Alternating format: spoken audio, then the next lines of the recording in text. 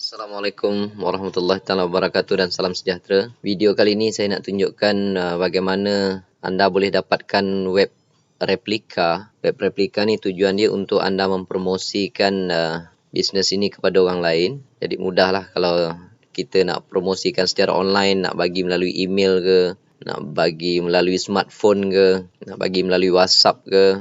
Jadi kita ada web replika. Jadi tuan-tuan tak payah pening nak buat website sendiri. Tuan-tuan boleh apply. Saya ada bagi dua web replika percuma. Satu nama dia tonexcel.biz. Satu lagi nama dia wowhebat.com. Untuk apply nak dapatkan web replika yang pertama ni, tuan-tuan boleh klik dekat sini. Untuk mendapatkan web replika ni, isi borang kat sini. Tuan-tuan klik dekat sini. Isikan dekat sini. Isikan nama. Tuan-tuan boleh isikan nama, katalah Ali bin Abu lah katakan. Member ID. Tuan-tuan masukkan member ID saja. Saya bagi contoh. Masukkan nombor IC, masukkan nombor phone, masukkan email anda. Lepas tu tuan-tuan boleh hantarkan. Kalau isi nombor ID yang salah tu kena isi semula tuan-tuan. Saya bagi contoh je ni.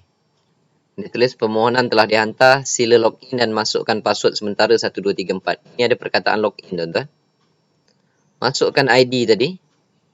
Password 1, 2, 3, 4. Sini ada perkataan sila aktifkan laman web anda dengan menekan butang di bawah. Tuan-tuan klik je dekat sini. So, website ini dah jadi milik anda dah.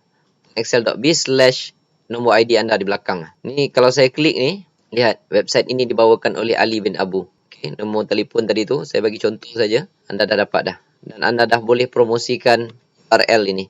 www.tonexcel.biz/nombor ID anda sahaja. Itu untuk replika tonexcel.biz. Untuk yang wow hebat ini, anda klik saja di wowhebat.com ni. Nanti dia akan bawa ke sini. Dan perkara yang sama, masukkan nama anda, nama ringkas pun boleh, email. Dan klik yang ini. Lepas tu, anda kena kembali ke dalam email anda. Klik link activation yang diberikan di dalam email. Sebab itu, masa nak masuk email ni jangan salah. Kalau salah masukkan, dia hantar ke tempat yang salah lah. Anda tak boleh aktifkan website ini. Bila anda dah klik di dalam email, nanti saya akan hantar setiap 2 hari itu satu email penerangan tentang bisnes ni. Dan kalau tak salah saya selepas sebulan baru anda akan dapat satu link mendapatkan web replika website ini. Tapi langkah pertama anda kena subscribe dulu, masukkan nama dan email tadi.